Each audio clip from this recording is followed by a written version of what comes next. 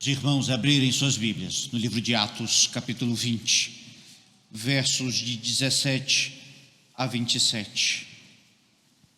Atos, capítulo 20, versos de 17 a 27.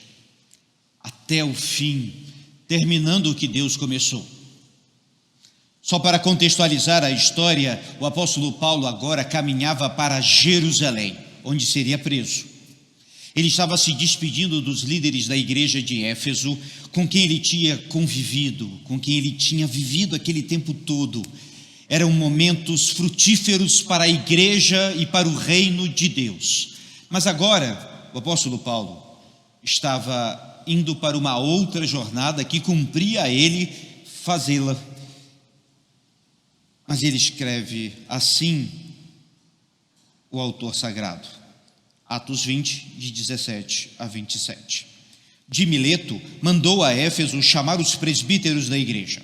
E quando se encontraram com ele, disse-lhes: Vós bem sabeis como foi que me conduzi entre vós, em todo o tempo, desde o primeiro dia em que entrei na Ásia, servindo ao Senhor com toda a humildade, lágrimas e provações, que pelas ciladas dos judeus me sobrevieram.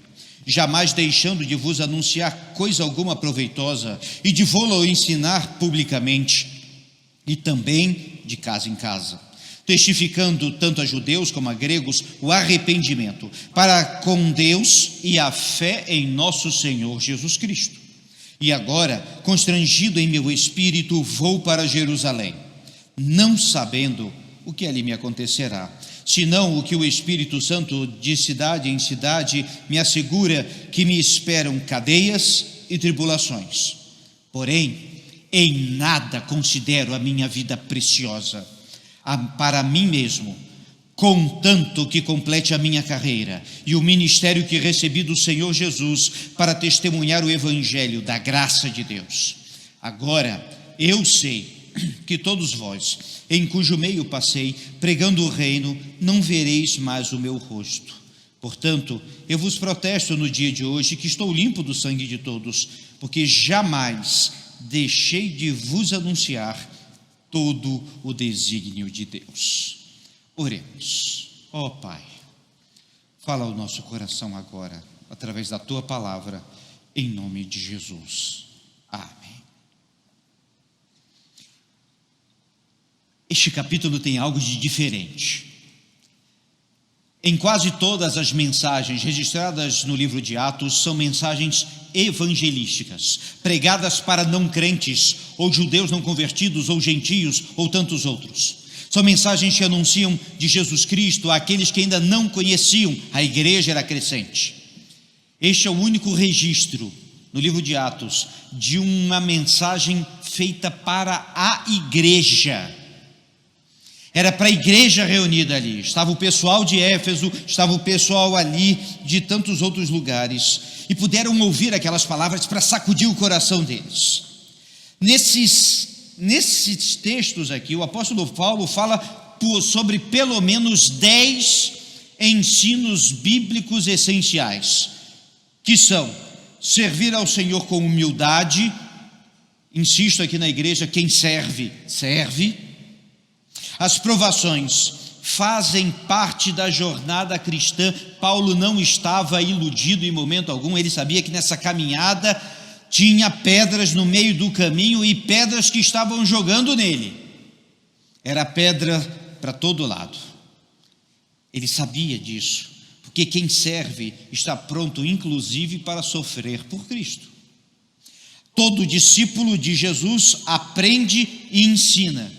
Quem serve aprende e ensina. E sempre que caminhamos com Cristo, temos oportunidade de ensinar de Cristo.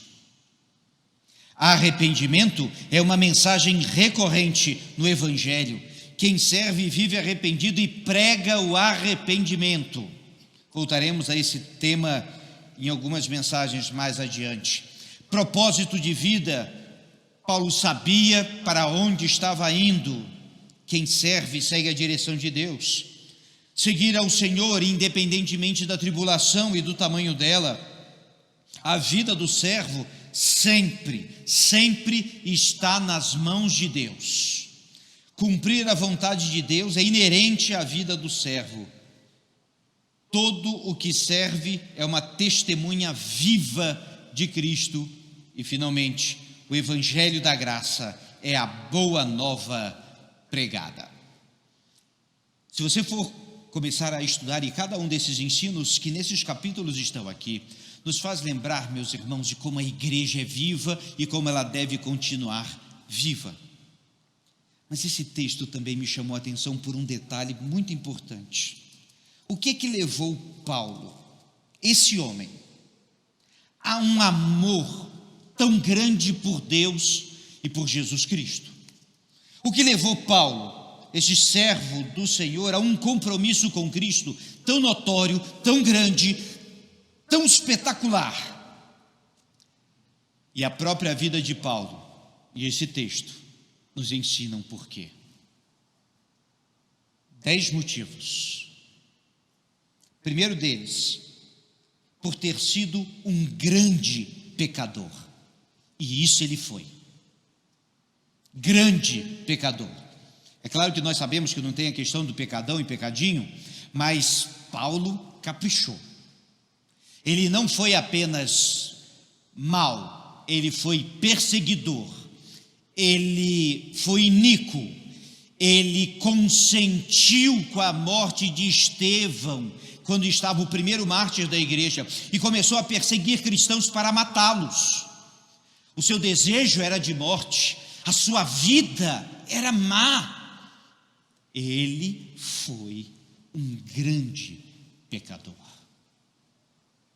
Todos que conheceram o lamaçal do pecado têm consciência do tamanho do perdão de Cristo. E foi o caso de Paulo. Ele sabia quem era, e ele sabia que só um amor gigantesco podia perdoá-lo e demonstrar graça. Paulo teve esse compromisso por ter um grande conhecimento das Escrituras, e agora ela fazia sentido. Ele estudou nas melhores escolas hebraicas daquele tempo, aos pés de Gamaliel, e estudou muito das Escrituras, e ele as conhecia. Mas uma coisa interessante, meus irmãos, quando não conhecemos a Jesus Cristo, percebemos que muitas vezes o texto bíblico nos é incompreensível. Muito interessante isso. E dúvidas e mais dúvidas. Mas quando ele encontra Jesus Cristo, tudo aquilo que ele tinha aprendido agora fazia sentido. Ele entendeu o que Moisés dizia quando viria um profeta maior que ele. Ele entendia quando o livro de Salmos falava do servo sofredor. Ele entendia quando os profetas falaram que o Messias viria. Ele conhecia as Escrituras e ele sabia que Jesus veio e sabia que voltará. Também por ter tido um encontro real e pessoal com Cristo. E aqui eu boto com conversão autêntica. Não é meia conversão, como muitas vezes encontramos, embora isso não exista. Não é aquele mais ou menos crente. Eu acho tão bonitinho entrar na igreja e assistir um culto. Crente que teve um encontro real e pessoal com Cristo, não assiste culto, ele presta.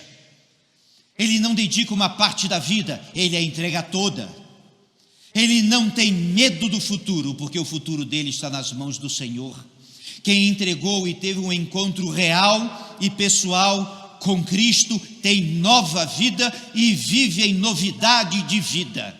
E se era vil e mal, não é mais. Se era roubador, não rouba mais. É transformado, deixa os vícios, tem as suas lutas, que homem nenhum deixa de ter,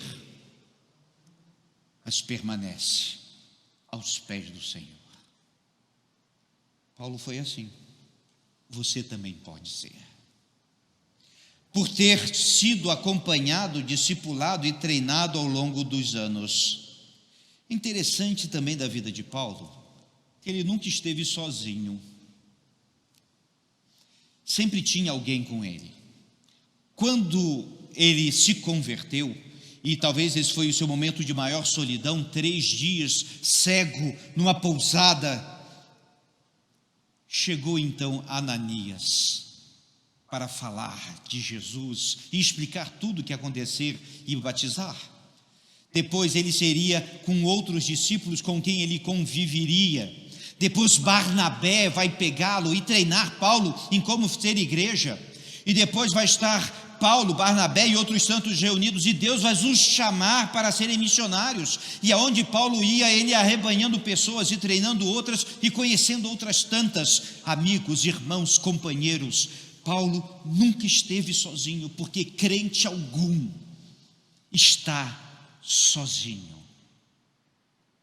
É muito bom ser crente e viajar.